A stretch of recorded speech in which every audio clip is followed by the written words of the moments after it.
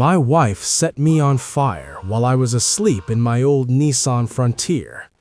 She thought she could erase me. She thought I was gone. But 2 months later, what I did shocked everyone. Sirens fill Cypress Ridge Lane, Lafayette, Louisiana. Red and blue lights flash against the brick walls of Unit B.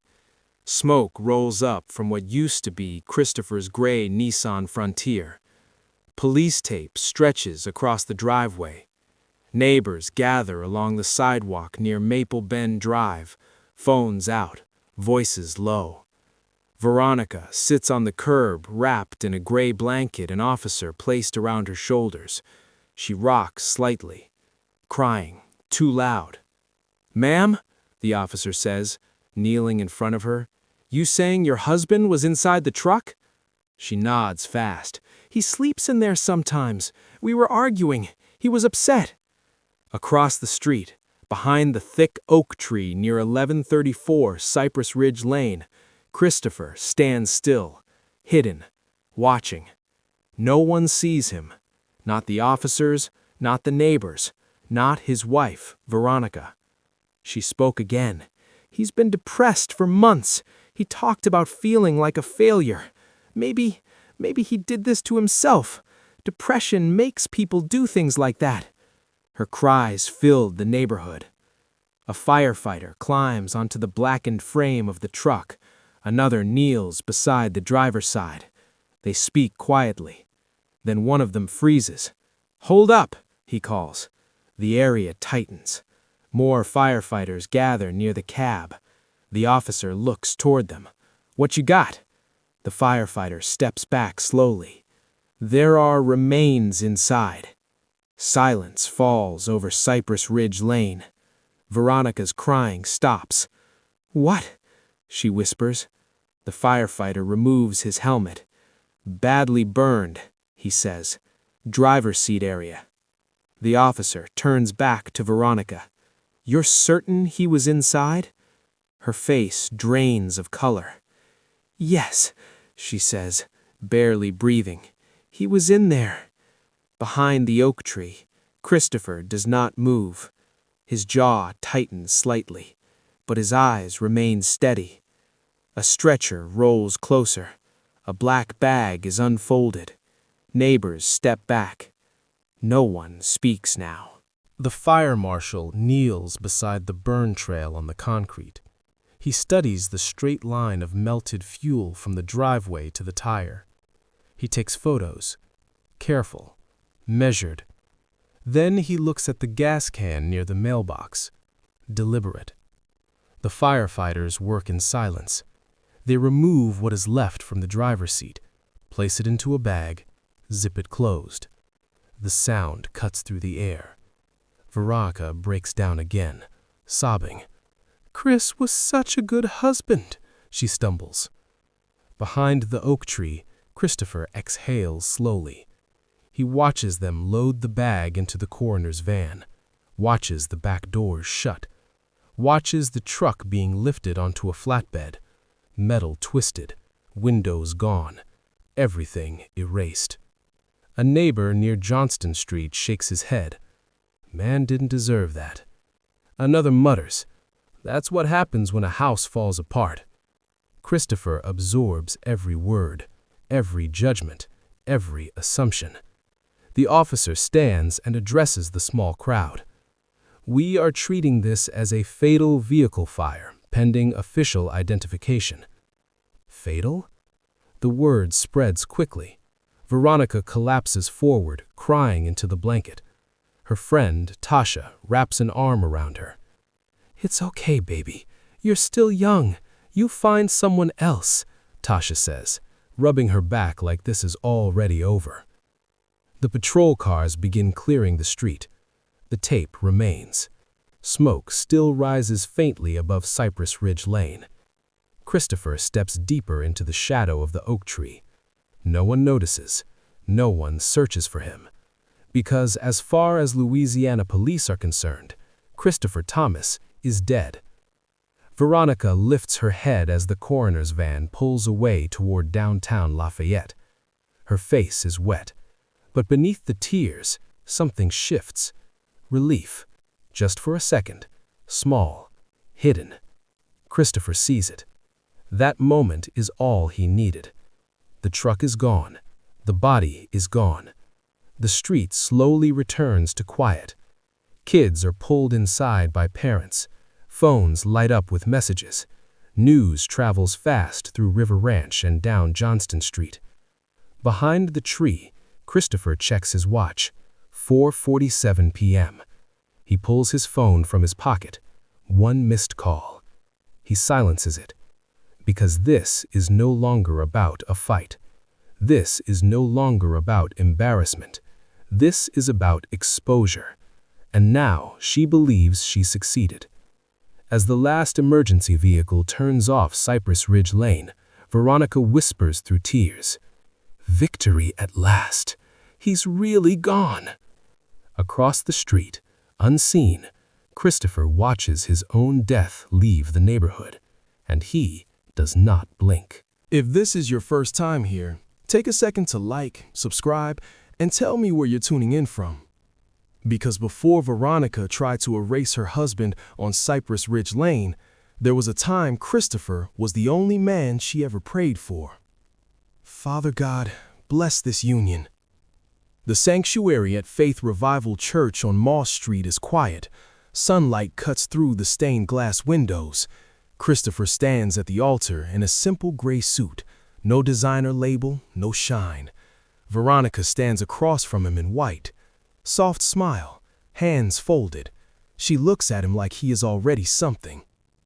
After the ceremony, they take pictures outside near the brick sign on Moss Street. No big crowd, no fancy cars, just a few church members and hope.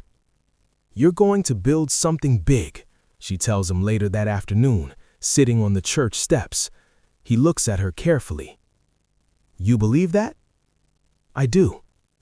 Back then, she meant it. Cypress Ridge Lane feels different in the early days. The apartment is small, paint peeling near the kitchen window. The fridge hums too loud, but she cooks every night. Rice, chicken, greens. She sets his plate down first. "How was work?" she asks. "Long, but I'm learning." She nods like that matters. On Sundays, they walk past Maple Bend Drive holding hands. Neighbors see them. Young couple, starting out. Nobody laughs then. Months pass. Bills stack on the counter near the microwave. Light bill, water, car insurance. Christopher studies them in silence. Veronica scrolls on her phone at the small dining table. Instagram, brunch pictures from downtown Lafayette, Louis Vuitton bags on marble tables, smiles wide, captions about soft life. Her thumb slows. A group chat message pops up. "Girl, what'd he get you for Valentine's?" It was Jasmine. Another message. "Tasha, don't tell me flowers again." Veronica glances toward the bedroom where Christopher is folding laundry. She types, "We keeping it simple this year." 3 dots appear, then laughter emojis. Her jaw tightens. FaceTime with her mother in Baton Rouge. "You still at that same place on Cypress Ridge Lane?" her mother asks. "Yes. I warned you, you too pretty to struggle, baby." "It's not like that." Her mother looks into the camera hard. Pretty don't stay young forever. The call ends. Veronica sits still on the couch. Christopher walks in with 2 glasses of water. "You good?" She forces a smile. "Yeah." But she doesn't drink the water. The shift is quiet. No explosion, just small things. He talks about a business idea one evening. She doesn't look up from her phone. "That's nice," she says, flat. Later that week, he brings home discounted meat from a grocery store on Johnston Street. She lifts the package. "This the cheap one?" "It was on sale." She places it back on the counter. "You couldn't get better?" He pauses. "It's still good." Silence fills the kitchen. Not loud. Heavy. At a brunch near downtown Lafayette, Veronica sits across from her friends. Designer bags on the table, mimosas lined up. "So, what your man doing now?" Jasmine asks. "He working," Veronica replies. "Working toward what?" Tasha adds. She forces a laugh. "He has vision." Tasha raises an eyebrow. "Girl, you better wake up. Vision don't pay rent. Dreams don't cover bills." The table goes quiet for a second. Then someone changes the subject. But the damage is done. Veronica stares at the Louis Vuitton bag beside her. She imagines walking into Cypress Ridge Lane holding one. Imagines neighbors seeing. Imagines not feeling small. Back at the apartment, Christopher kneels beside the couch, fixing a loose table leg. She stands over him. "You ever think about getting something stable?" she asks. "I am stable. I mean something real." He looks up slowly. "This is real." She studies him. Something in her eyes shifts. Less softness, more doubt. That night, she turns away in bed. No prayer, no good night, just distance. Weeks later, she starts dressing different. Heels, new perfume, more time out with the girls near Ambassador Caffrey Parkway. He notices, says nothing. One evening, she comes home later than usual. Car headlights flash through the window. Christopher stands by the sink. "Everything good?" he asks. She drops her purse on the counter. "Yeah, met someone interesting tonight." He waits. She smirks slightly. He knows how to provide. Christopher doesn't respond. He just looks at her. Really looks. Because the woman who once prayed over his dreams now speaks like she is comparing price tags. Outside, cars move down Cypress Ridge Lane. Life normal. Inside, something has cracked, and neither of them say it out loud. But someone else is about to step into that crack. His name is Jerome. You like red or pink? The black BMW stops outside the District Lounge on Johnston Street. Music spills out into the afternoon air. Jerome steps out first. Clean haircut, gold watch, no rush in his walk. Veronica smiles before he even opens her door. "Red," she says. "Good choice," Jerome replies. "You deserve better than basic." Inside, he orders the top shelf without looking at the price. Cash hits the bar, no hesitation. He leans close to her. "You've been playing small too long." She exhales slowly. Nobody ever said it like that before. The next week, they walk through River Ranch near Camellia Boulevard. He carries shopping bags from the mall on Ambassador Caffrey. Red bottoms inside one box, diamond studs in a velvet case inside another. She laughs more around him, stands taller. He opens the passenger door like it's normal. "Get used to this," he says. "I could," she replies. He grins. Jerome believes he already won. Back on Cypress Ridge Lane, the apartment feels tighter. Christopher sits at the small kitchen table, laptop open, spreadsheets on the screen, numbers moving, phone vibrating. A supplier from Dallas leaves a voicemail. He ignores it for now. The front door opens. Veronica walks in wearing heels that do not belong in this neighborhood. Bright red. He notices instantly. "You went shopping?" he asks calmly. "Just out with friends." She places a purse down carefully. A flash of silver catches his eye. Her wrist, a Cartier bracelet. Not fake, not inspired, real. He knows because he has seen that exact model before. He stands up slowly. "That's new." "It was a gift." "From who?" She shrugs. "A friend." "Friend." The word sits heavy. 2 days later, she leaves again. Johnston Street traffic moves steady under the afternoon sun. Christopher stays home, but he does not sit still. He walks into the bedroom, opens the drawer near her side of the bed. The receipt is folded under perfume. He unfolds it. Luxury boutique near River Ranch. Purchase code printed at the bottom. His eyes stop there. He doesn't blink. He recognizes the vendor ID format, because Chris Deluxe Furniture uses the same high-end payment processor for premium clients. Same structure, same authentication tag. That system is not common. He built it 3 years ago. Christopher isn't just some struggling husband. He isn't trying to make it. He already made it. 3 years ago, he built one of the most respected luxury furniture brands across 5 U.S. states, Chris Deluxe Furniture. Handcrafted Italian leather collections, custom walnut dining tables, celebrity clients, private estates, waiting lists. He built it from nothing. Then he walked away from the spotlight. No interviews, no flashy cars, no public appearances. He stripped off the designer suits, the tailored image, the recognition. Because he didn't want a woman who loved the empire. He wanted a woman who loved the man. So he became ordinary. And Veronica believed he was. Downtown Lafayette, near Jefferson Street, Jerome laughs loud at an outdoor table. He tells a story about closing a deal. He believes he's the biggest man in the room. Some guys just don't know how to level up, he says. Veronica nods. Yeah, she replies softly. Jerome leans back in his chair. You with me now, that's different. He has no idea who Christopher really is. To Jerome, Christopher is just another struggling husband on Cypress Ridge Lane, just another man she outgrew. That thought makes him confident, too confident. Back at the apartment, Christopher places the receipt back exactly how he found it. Same fold, same angle. He washes his hands at the sink. Slow, measured, no shaking, but something inside him shifts. Not jealousy, not fear, calculation. He opens his laptop again, logs into a private dashboard. Chris Deluxe Furniture. Revenue reports scroll across the screen. High 6 figures this quarter alone. A silent empire built through suppliers in Houston, Atlanta, and Miami. No flashy car parked outside Cypress Ridge Lane. No social media posts.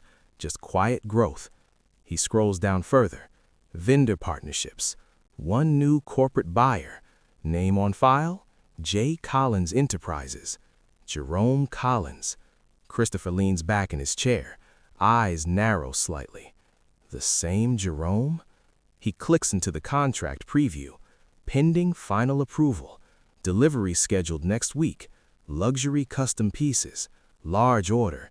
Paid deposit already processed. Through the same system that processed Veronica's bracelet. Christopher closes the laptop halfway. Breath steady.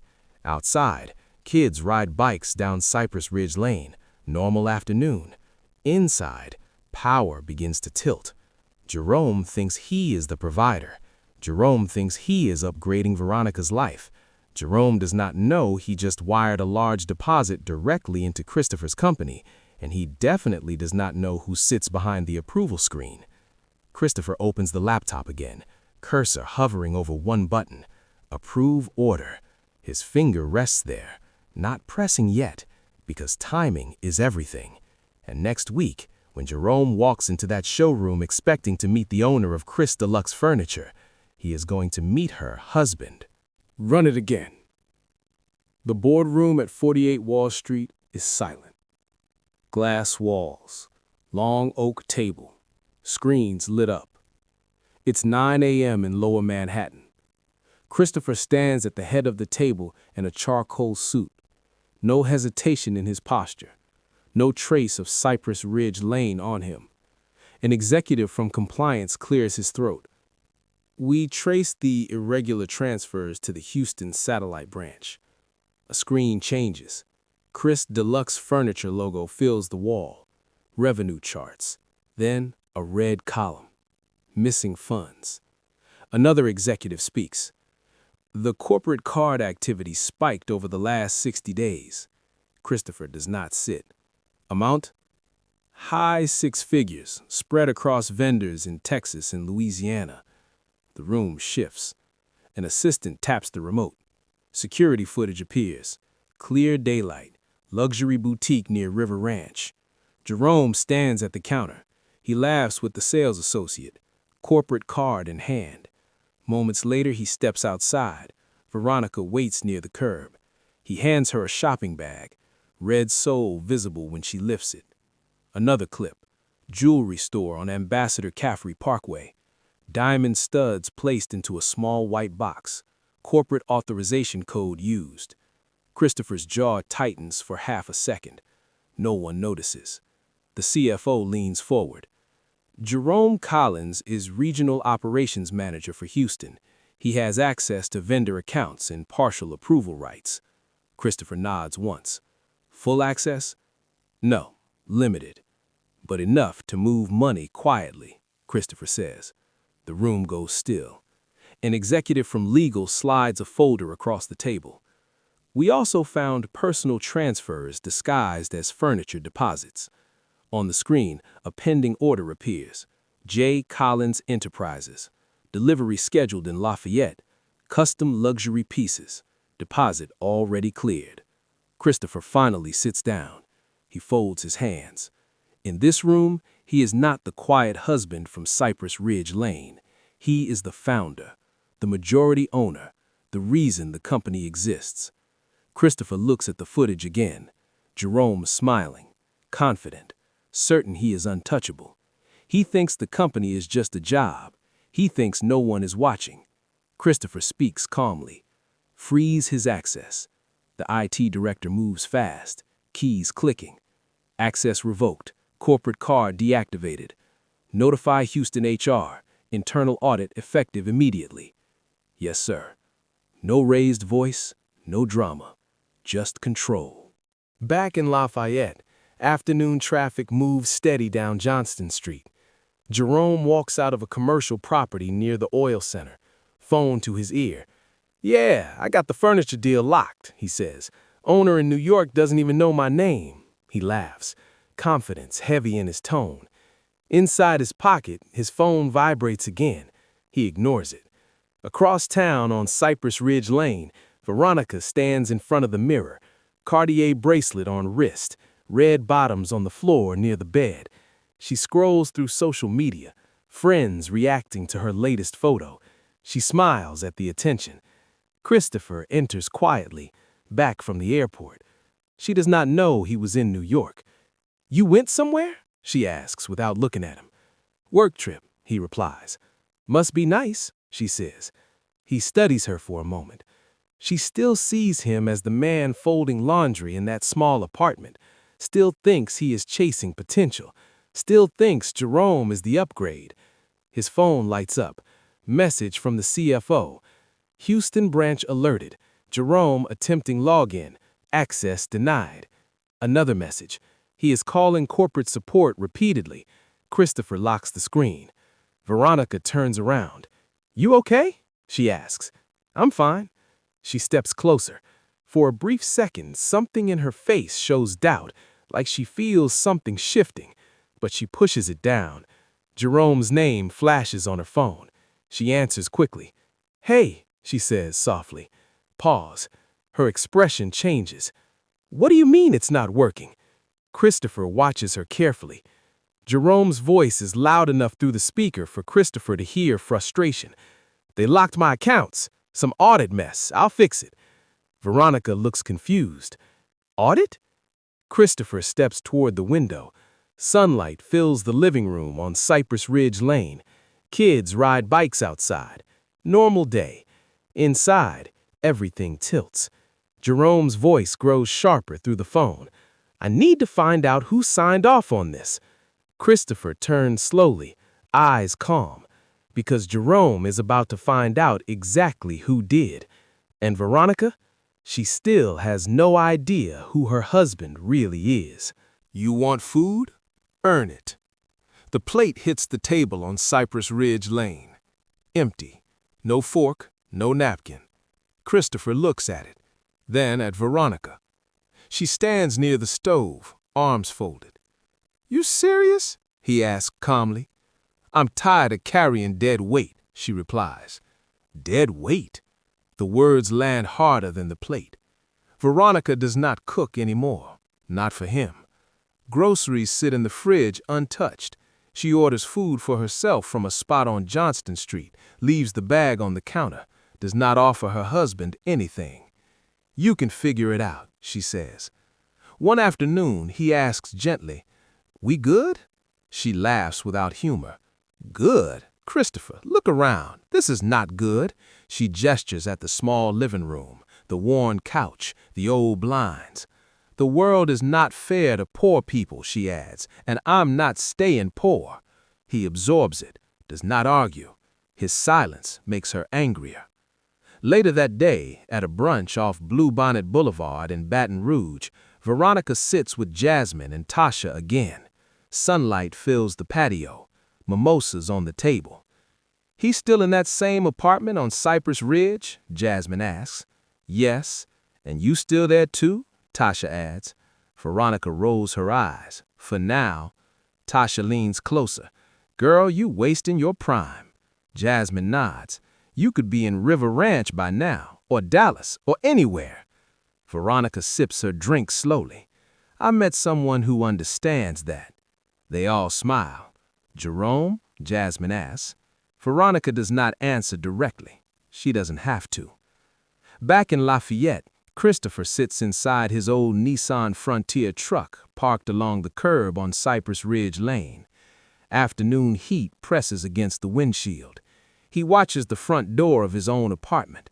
He is not there because he has nowhere to sleep. He is there because he is studying. Patterns, timing, who comes and goes. Some nights he stays in the truck until morning, not hiding, observing. The light inside the apartment turns on and off. Shadows move past the curtains. He takes notes on his phone, not emotional notes, strategic ones. Still, it hurts. He stares at the steering wheel longer than he should. Vulnerability sits heavy in his chest, not because he lacks money, but because the woman who once prayed over him now treats him like a burden. One late afternoon, he walks inside. Veronica is already irritated. "Where you been?" she asks. "Outside." "Doing what? Dreaming again?" He sets his keys down. She steps closer. "Jerome handles things," she says. "He moves different." Christopher nods once. "I see." That answer bothers her more than an argument would. She grabs a glass from the sink, fills it with water. Before he can react, she throws it in his face. Water runs down his shirt, drips to the floor. "Wake up," she says coldly. He stands still, does not raise his voice, does not lift a hand. He just looks at her. That calm unsettles her. "You don't even fight back," she snaps. He grabs a towel, wipes his face, walks to the bedroom without another word. Days later, Jerome's BMW parks outside again. Broad daylight. Neighbors glance from their porches on Cypress Ridge Lane. Veronica steps outside dressed sharp. She does not look back at the apartment door. Christopher watches from inside his truck at the corner. Engine off, windows slightly cracked. Jerome leans across the passenger seat, says something that makes her laugh. The car pulls away toward Johnston Street. Later that afternoon, Christopher walks toward the apartment quietly.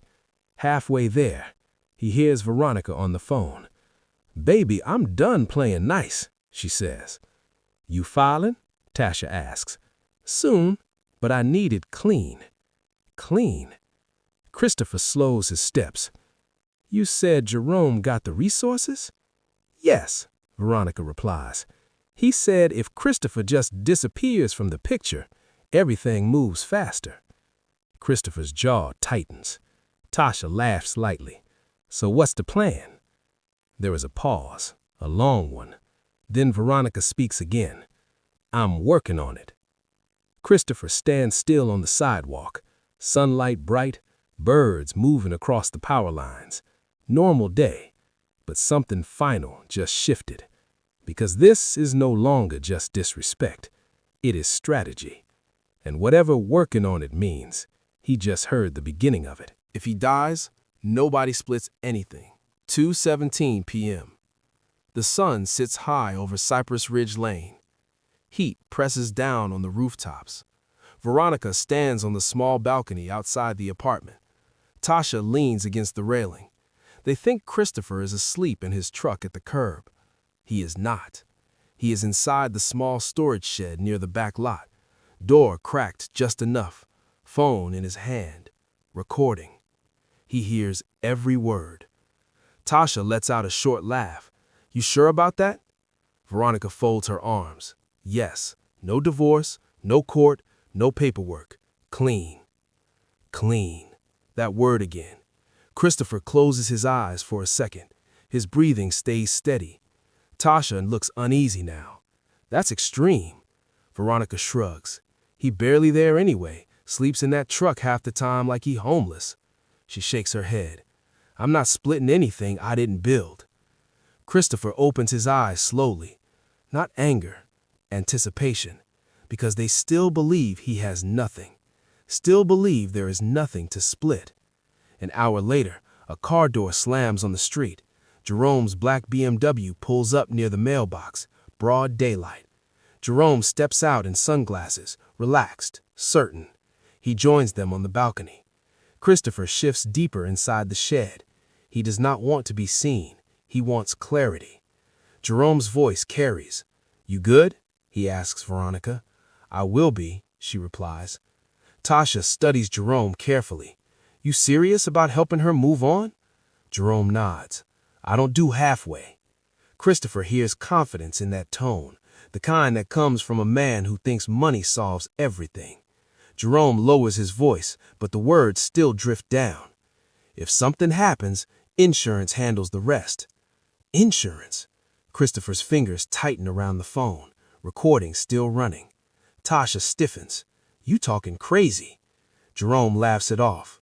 I'm just saying, accidents happen every day, especially when people are stressed. He shrugs. Engines overheat, wires spark, folks fall asleep where they shouldn't. Who's gonna question a truck fire? Veronica looks at him for a long moment, not shocked, not confused, just measuring. Christopher feels the weight of that silence, because she is not rejecting it, she is calculating. Christopher leans against the wall. Vulnerability pushes into his chest, not fear of death, but the reality that the woman he married is standing above him, discussing outcomes where he is gone. Jerome speaks again. You said he parks under that oak tree most afternoons, right? Yeah, same spot near the curb. Jerome nods. Timing matters.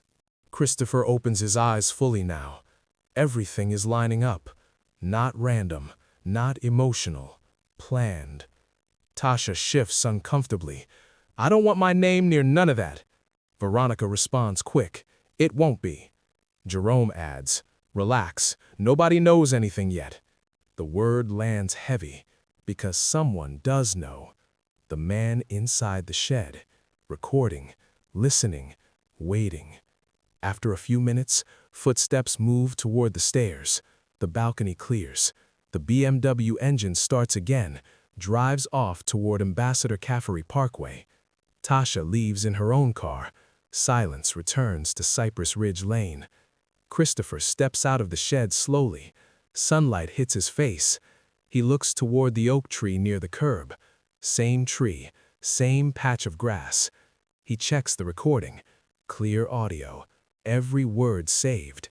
He could stop this now, call someone, expose everything, but he does not move. Instead, he walks to his truck, sits in the driver's seat, hands resting on the wheel. He stares at the oak tree for a long moment, because he understands something they do not. Power is not in reacting, it is in timing. And if they believe he is asleep out here, if they believe he is unaware, then they will not change the plan. His phone lights up.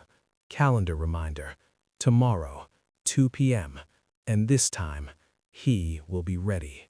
Call 911! 2:03 p.m. Flames rise fast under the oak tree on Cypress Ridge Lane. Thick smoke climbs into the bright afternoon sky. Christopher's truck is fully lit. Heat pushes people back onto their lawns. Veronica runs barefoot from the apartment, hair loose, face panicked. "He's in there!" she screams.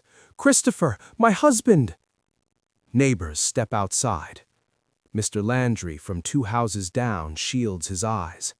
A woman across the street covers her mouth. Jerome's BMW is not there. Only smoke. only noise. Veronica drops to her knees near the curb, crying loud, too loud. "God, help me! My husband, my Christopher! He was a good man!" The words carry across the neighborhood. Police sirens grow closer from Johnston Street. A Lafayette police cruiser turns onto Cypress Ridge Lane. Fire trucks follow behind, red lights flashing in full daylight. Officers rush toward the truck. Firefighters pull hoses across the pavement. Water sprays hard against metal. Steam fills the air. Veronica shakes as an officer holds her shoulders. "When did you last see him?" the officer asked. "This morning," she says through tears. "He sleeps in that truck sometimes. He was stressed."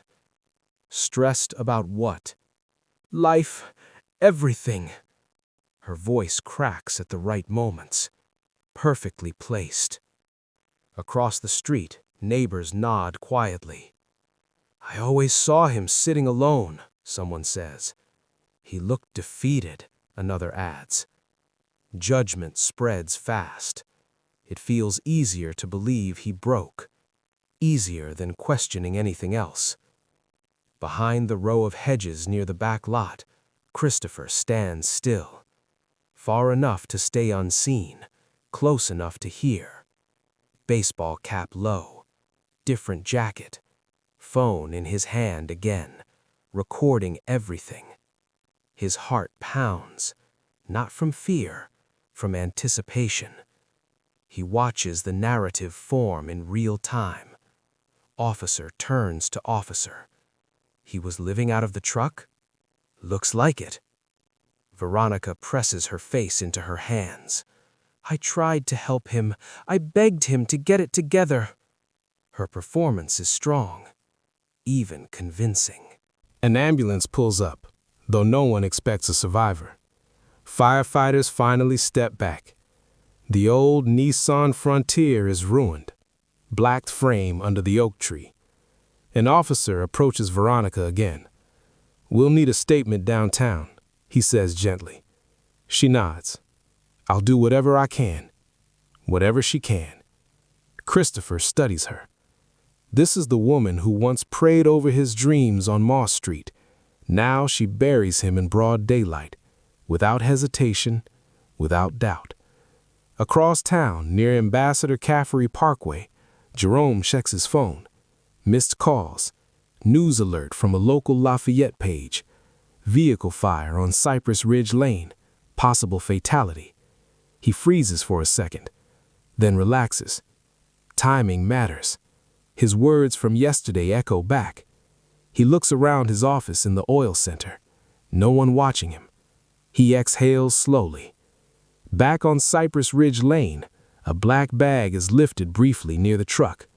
Gasps from the crowd. No one sees clearly, but it is enough.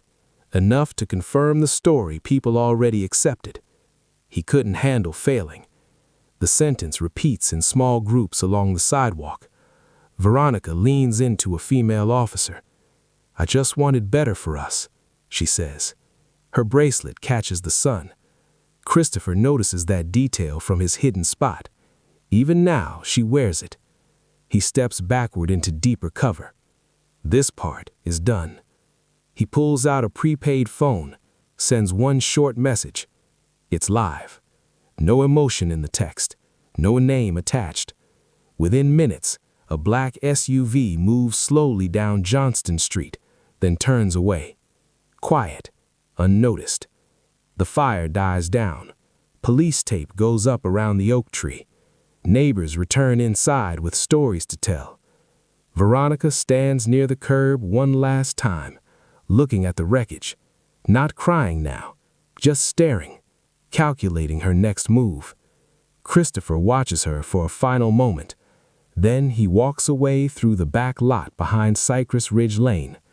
Not toward help, not toward police, but toward a waiting plan. He allows the story to settle, allows the city to believe, allows his name to fade from the neighborhood. Because sometimes Power is not proving you are alive. It is letting the world adjust to your absence. Codes 4421. Don't forget it. The security gate at the reserve at River Ranch slides open. Bright afternoon sun reflects off polished stone and trimmed hedges. Jerome rests one hand on the steering wheel of his black BMW. The other hand taps the console like he owns the place. Veronica sits in the passenger seat, silent. The gate closes behind them, sealed, safe. That's what it feels like. 2 months after the fire on Cypress Ridge Lane, the world has adjusted. Neighbors stopped talking. Police stopped calling. The story settled. He couldn't handle failing. That sentence did the work. Now she steps out onto a clean driveway in River Ranch. Fresh paint, tall windows, designer patio furniture already set up. Jerome opens the trunk. "Welcome home," Jerome says. He enjoys the moment. She walks inside slowly.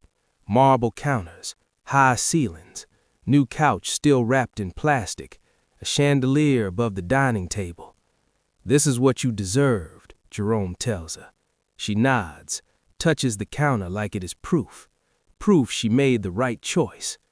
Later that afternoon, she stands near the living room window, phone in hand, Instagram open. She posts a picture of the staircase, natural light. Caption, "Finally at peace." He double taps it first, then her friends flood the comments. "Glow up. You leveled up. Told you." She smiles at the screen. Validation feels good. Jerome walks past with 2 glasses of wine. "You see," he says, "it worked. No questions, it's just us." He believes he delivered, believes he saved her, believes he removed the problem. Veronica stood near the front door, looking through the glass at the security gate down the curved entrance road. It stands tall, black metal, guard booth empty at this hour. She stares longer than needed. Jerome notices. "You good?" "Yeah." "You safe here?" "Safe." She repeats that word inside her head. Safe from struggle, safe from Cypress Ridge Lane, safe from judgment. But something unsettles her. Not guilt, not regret, just a thin thread of doubt she cannot name. Across town near Johnston Street, people already moved on. New tenants asking about the fire on Cypress Ridge Lane. Old story, someone says. In the oil center, Jerome walks into his office smiling. Colleagues treat him normal. Audit quiet now. Access restored last week after internal review. He thinks he survived it. He thinks it passed. His assistant hands him a folder. "Corporate wants updated inventory reports," she says. "From New York?" he asks casually. "Yes." He nods, not worried. He believes the owner of Chris Deluxe Furniture is distant, detached, just numbers and emails. He does not know distance can be planned. Back at the reserve at River Ranch, Veronica stands in the master bedroom. Closet full, red bottoms lined up, bracelet still on her wrist. She opens a drawer. Inside is a small envelope, life insurance paperwork. She touches it for a second, then closes the drawer fast. Jerome calls from downstairs. "Hey, honey, come see this." She walks down the staircase slowly. He stands by the kitchen countertop, laptop open. "Big deal, closing soon," he says proudly. "Corporate expanding." She leans in. "Where?" "New York board signed off. Owner wants a personal visit soon." Personal visit. The words hang in the air.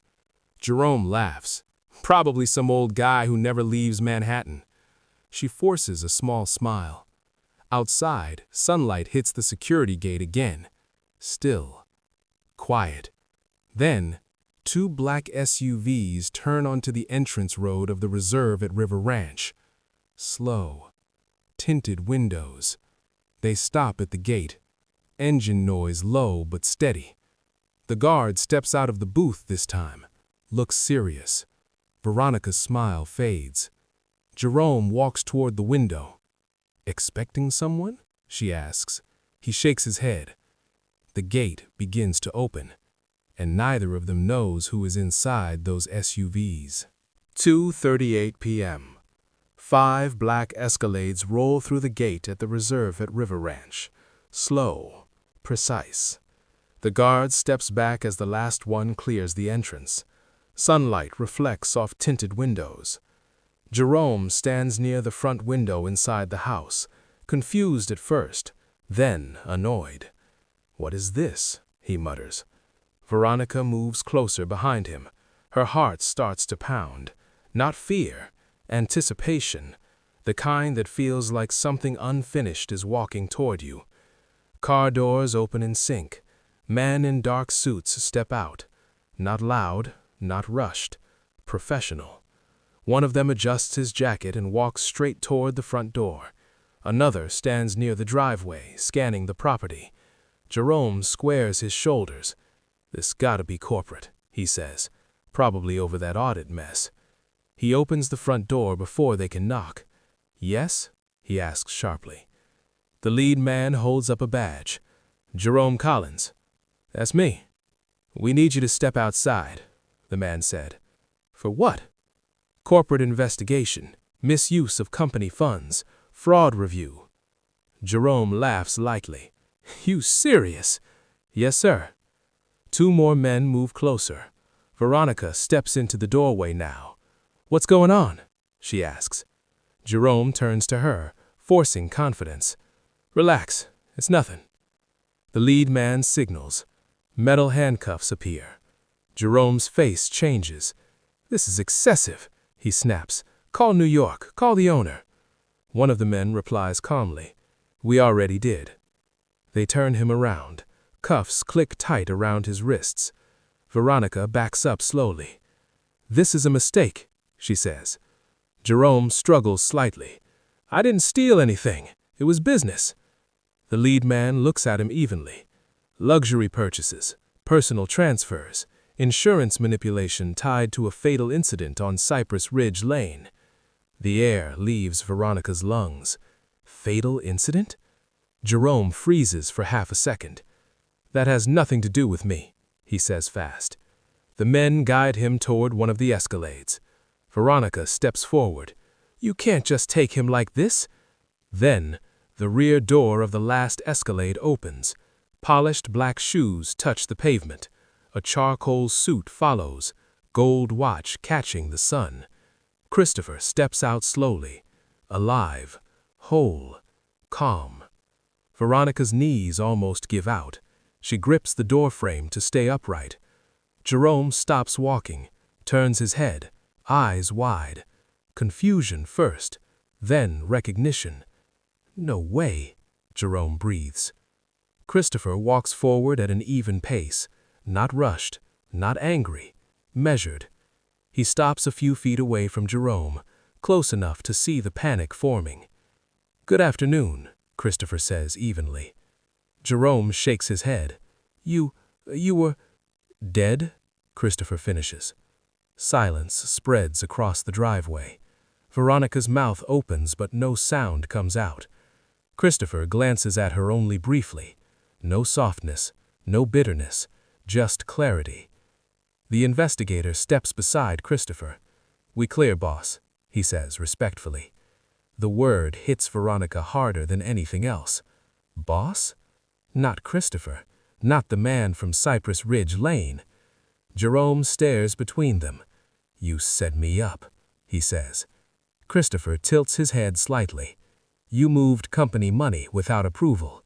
You discussed insurance outcomes tied to a vehicle fire. You assumed nobody was listening." Jerome's jaw tightens. Veronica's breathing turns shallow. Neighbors inch closer along the sidewalks of the reserve at River Ranch. Whispers start spreading. "Isn't that the husband? I thought he—" Christopher steps back slightly as agents guide Jerome toward the SUV. Jerome resists one last time. "You don't know what she said," he throws out suddenly. The sentence hangs there. Christopher's eyes shift slowly toward Veronica. Not surprised, not shocked, but focused. Veronica feels exposed under that look. Jerome smirks through panic. "You think you heard everything?" he adds. Christopher says nothing. That silence feels heavier than shouting. Jerome is pushed into the SUV. Door shuts, but Christopher does not leave yet. He stands in the driveway of the reserve at River Ranch. Sun bright overhead, neighbors staring, Veronica trembling in the doorway of the house she thought was her upgrade. He studies her face carefully, searching, measuring, because Jerome may have misused money, but money was never the only plan discussed on that balcony. Christopher steps closer to her, voice low but steady. "How much do you think I know?" Veronica's eyes fill with something new, not confidence, not control, fear, and she has no idea what he recorded. Jerome Collins, you are being charged with wire fraud and corporate theft. The words land hard in the open air of the reserve at River Ranch. It is 2:51 p.m., bright sun over the gated street. Neighbors stand in clusters near trimmed lawns, phones still raised. One of the federal agents reads from a printed document beside the Escalade. Misuse of corporate funds, unauthorized transfers, personal luxury purchases tied to company accounts. Jerome sits in the back seat, door open, cuffs tight. "This is business," he shouts. "Everybody moves money." The agent does not react. "The jewelry purchased on Ambassador Caffrey Parkway," he continues, "has been logged as evidence." Veronica instinctively touches her ears, diamond studs, then her wrist. The Cartier bracelet suddenly feels heavier. "The residence at the reserve at River Ranch," the agent adds, "was secured using funds traced to internal corporate accounts." Murmurs ripple through the neighborhood. Jerome leans forward. "You can't prove intent," he says fast. "It was temporary leverage." Christopher stands a few feet away, hands relaxed at his sides, gold watch catching light again. He does not look at Jerome, not once. The lead agent continues reading. "Additional review is ongoing regarding potential insurance manipulation connected to a vehicle fire on Cypress Ridge Lane." Silence. Thick. Veronica's breathing turns uneven. Jerome's confidence cracks for the first time. "I had nothing to do with that," he says again. "Nothing." Christopher's jaw tightens slightly, but his eyes stay calm, controlled. Two agents step past Veronica and into the house. She moves back automatically. "What are they doing?" she asks. "Asset review," one replies. Inside, they walk across the marble floors, through the living room, past the staircase she posted online 2 days ago. They photograph furniture, scan serial numbers, open drawers. One agent stops at the kitchen island. "High-end custom pieces," he says quietly. "Branded, tagged, registered.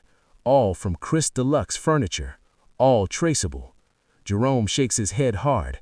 "You think you clean? You think you innocent?" The words hang there. Christopher does not move. He does not flinch. The lead agent shuts the SUV door firmly.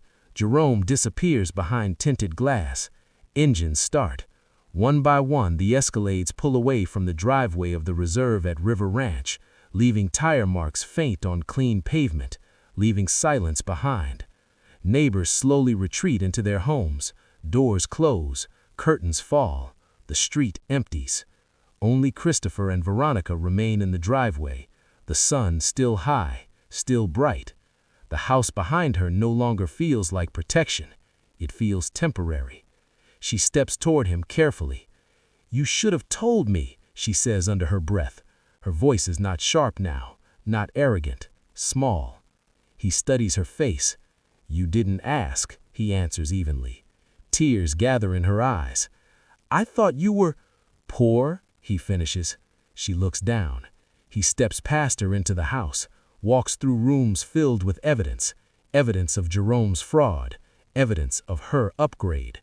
He stops near the staircase, looks around slowly, every piece of furniture tagged, every payment logged, every transfer recorded. He pulls out his phone, scrolls once, then locks it. Veronica watches him from the living room, fear creeping in deeper now. Not just fear of losing Jerome, not just fear of losing the house, fear of not knowing how much he truly knows. He turns toward her again. "You thought the fire ended something," he says calmly. She swallows hard. "What did it start?" she asks quietly. Christopher does not answer. Instead, he walks toward the front door, pauses, looks back at her one last time, measured, strategic, because Jerome was only one part of the exposure, and Veronica still does not understand. The investigation did not end in this driveway. It only expanded. He steps outside into the sunlight of River Ranch, pulls out his phone again, dials a number. It's time. And whatever comes next, he is not finished. The sun still hangs over the reserve at River Ranch, but this time, the vehicles turning through the gate are marked. Lafayette Police. 2 cruisers. Slow. Deliberate. Veronica stands frozen in the driveway. Christopher stands a few feet away near the curb, hands in his pockets, calm. An officer steps out. Another follows. One of them holds a tablet. "We're reopening the vehicle fire case on Cypress Ridge Lane," the officer says clearly. Veronica's lips part. "I already gave my statement." "Yes, ma'am. We have new information." The word new lands heavy. Christopher does not move. He watches her, not with anger, with anticipation. The officer turns the tablet around. Security footage plays. Daylight. Cypress Ridge Lane. Clear view from a neighbor's camera mounted above a garage. The oak tree visible near the curb. Christopher's truck parked underneath. Timestamp visible in the corner. 2:01 p.m. A figure walks into frame. Hood up. Large sunglasses. Carrying a red gas can. Veronica's breath shortens. The video zooms in. Clearer now. Her bracelet visible on her wrist. Cartier. Recognizable. She stops near the truck. Pause. Looks around. Then steps away. The footage freezes. Her face visible for 1 full second. No hood covering it. No shadow hiding it. Just her. "What is this?" Veronica asks, voice shaking. The second officer swipes to another clip. Audio recording. Balcony. Her voice. "If he dies, nobody splits anything." Tasha's voice, faint but clear. Jerome's voice mentioning insurance. The officer pauses the recording. Silence fills the driveway. Christopher finally exhales slowly, because the truth is no longer hidden behind smoke. "It was an accident," Veronica says quickly. "I didn't know he was alive." The officer looks at her evenly. "Ma'am, we never confirmed a body." She freezes, processing that. The narrative she told, the one neighbors believed, it was built on assumption. Now it collapses in broad daylight. Across the curved street inside River Ranch, phones lift again, but the looks are different now. Not sympathy, not admiration. Judgment. The same judgment once aimed at Christopher on Cypress Ridge Lane. It has shifted. An officer steps closer.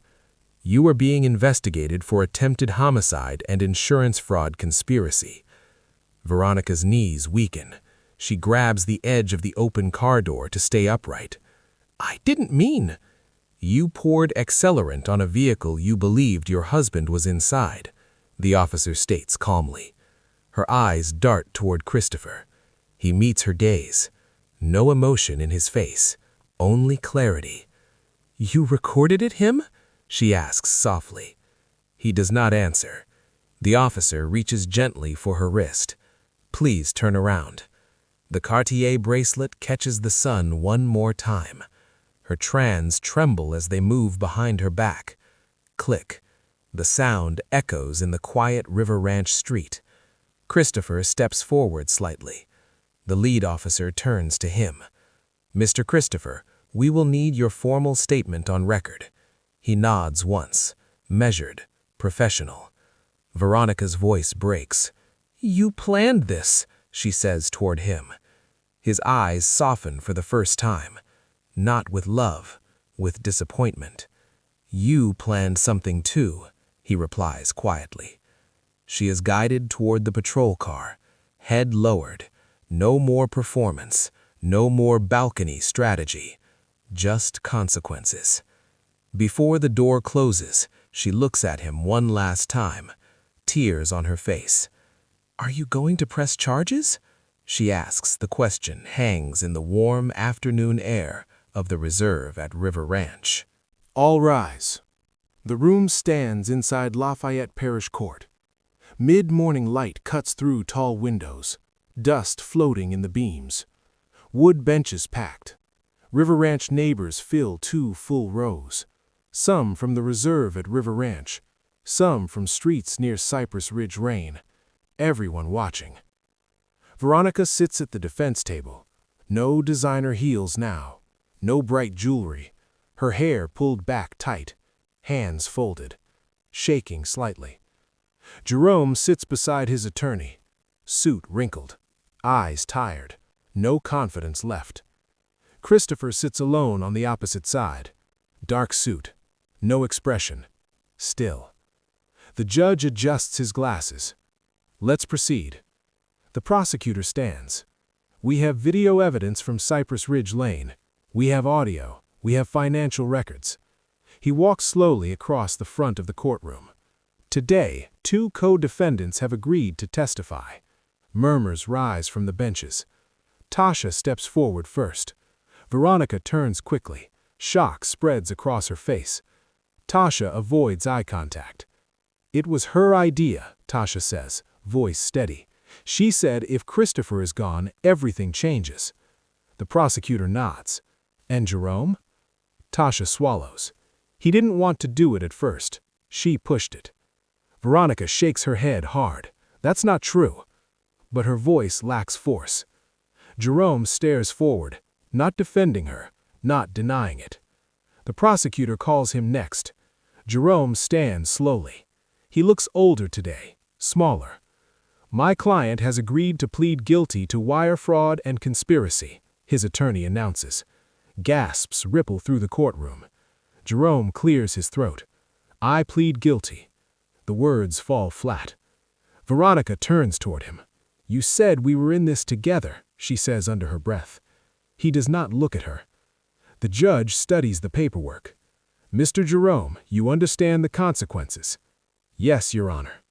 The judge nods once, then looks toward Veronica. Ms. Veronica Thomas, you are facing charges of attempted arson with intent to harm. The room tightens. The phrase lands hard.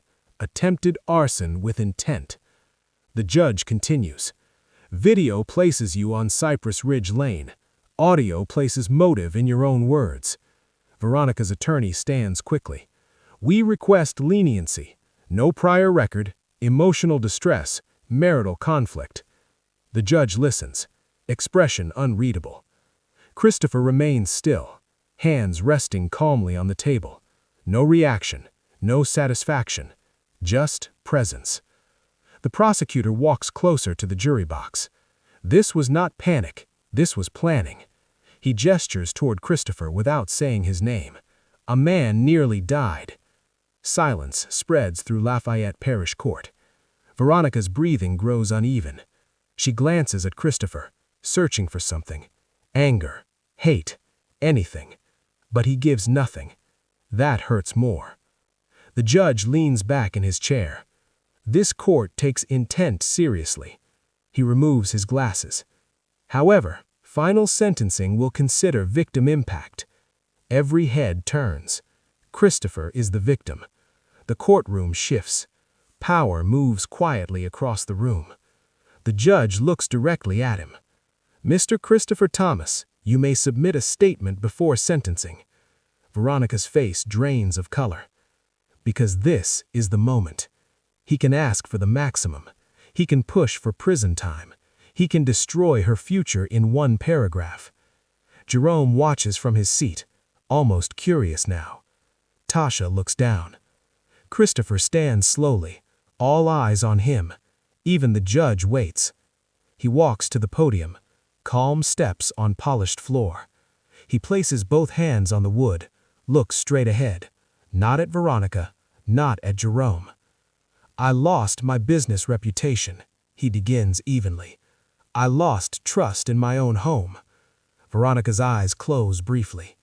He continues, but I did not lose my life. The courtroom listens closely. He pauses, long enough for tension to rise. Intent matters, he says, and so does truth. He steps back from the podium, does not say what he wants, does not ask for punishment, does not offer forgiveness. The judge studies him carefully, because silence can demand more than anger. Veronica grips the edge of the table, tears forming again. Not dramatic now, real fear. The judge clears his throat.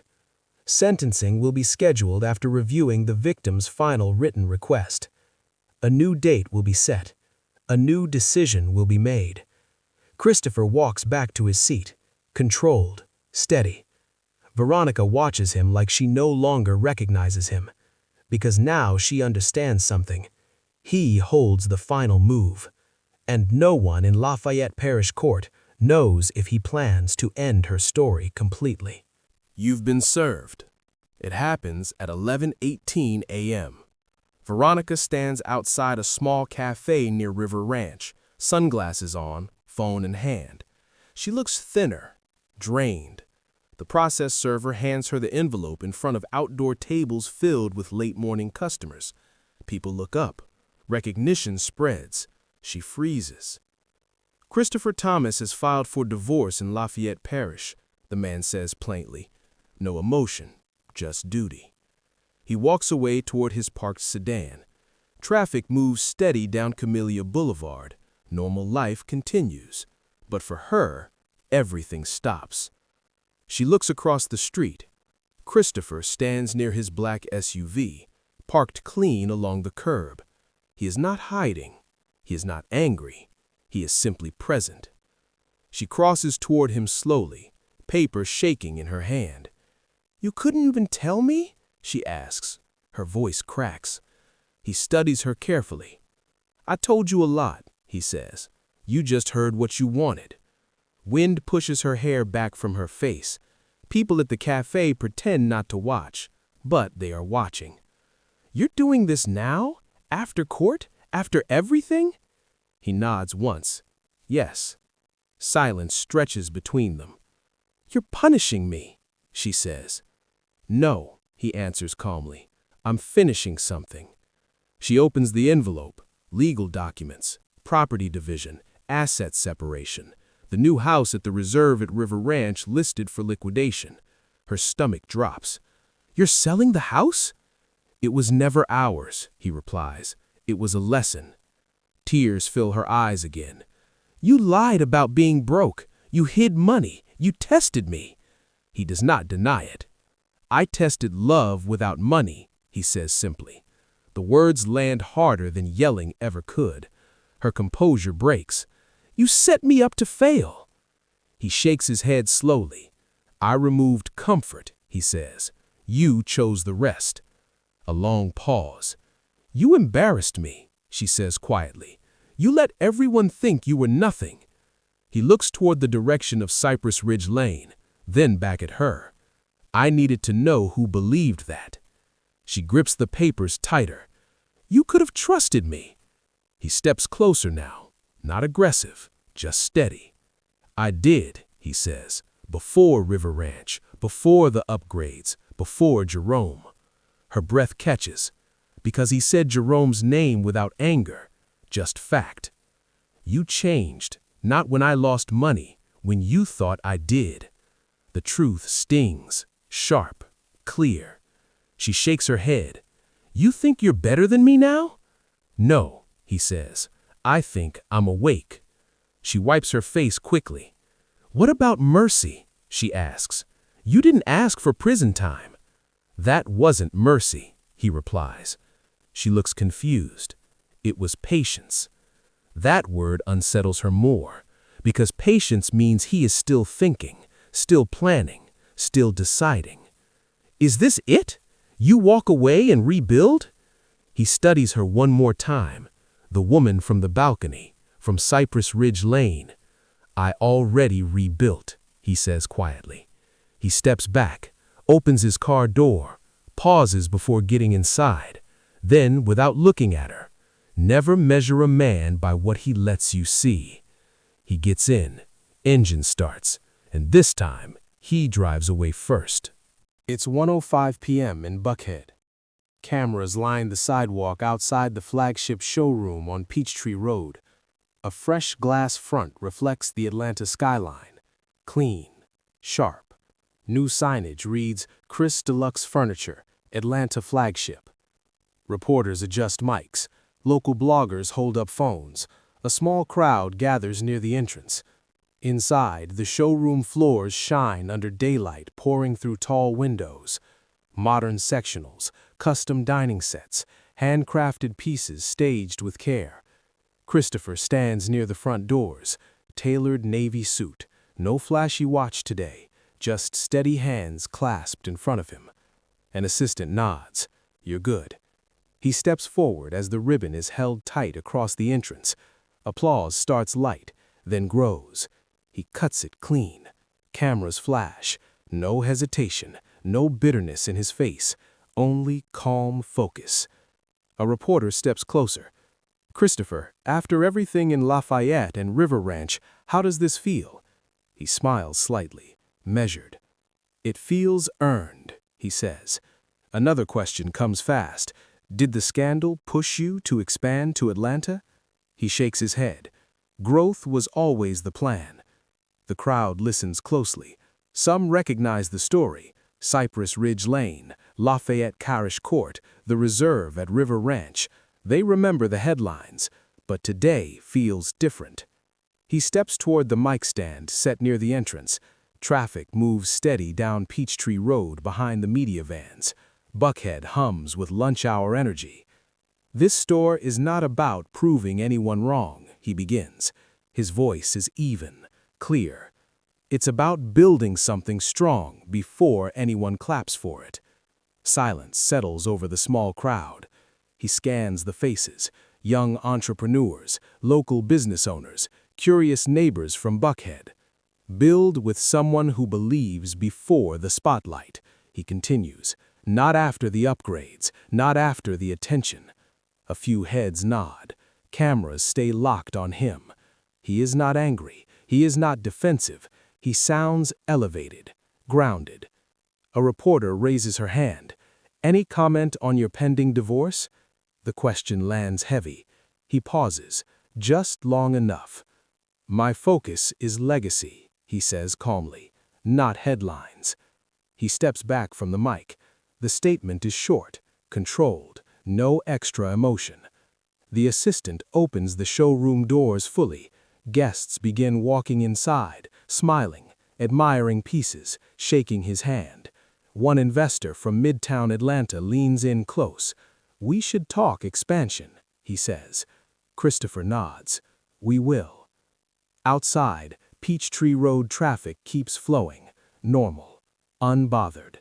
Inside, his empire grows again, stronger than before. Across state lines, inside a small rental unit near Johnston Street in Lafayette, Veronica sits on a basic gray couch. No marble floors, no grand staircase, no River Ranch gate, just thin walls and sunlight pushing through blinds. A moving box sits unopened near the kitchen. She holds her phone close, scrolling. There he is, Peachtree Road, Buckhead ribbon cutting, interviews replaying, comments stacking under every post. Resilient, visionary, comeback king. Her thumb pauses on a photo. Christopher smiling beside the new showroom sign, confident, untouched. She looks around the small rental, foldable table, second-hand lamp, no Cartier bracelet, no Jerome, no empire. Her reflection shows in the black screen for a moment, tired, alone. The silence in the apartment feels heavier than any courtroom. Her phone lights up again with another notification. Chris Deluxe Furniture announces expansion into Dallas next. She exhales slowly, not crying this time, just absorbing. because she finally understands something. He did not fall. He rebuilt. And she chose wrong. Outside, Johnston Street traffic moves steady under bright afternoon light. Inside Buckhead, customers fill the Atlanta flagship. 2 different worlds, 2 different outcomes. And somewhere between Cypress Ridge Lane and Peachtree Road, a lesson settled permanently. She thought she burned a failure. She burned her future. It's different when betrayal comes from a stranger. It hits deeper when it comes from your spouse. Veronica thought she buried a struggling man. She didn't realize she was standing in front of someone who had already survived worse. Sometimes people mistake patience for poverty, silence for failure, grace for weakness. Christopher didn't argue. He adjusted. Now tell me, have you ever kept quiet while someone misjudged you? Drop your city below. I'm reading.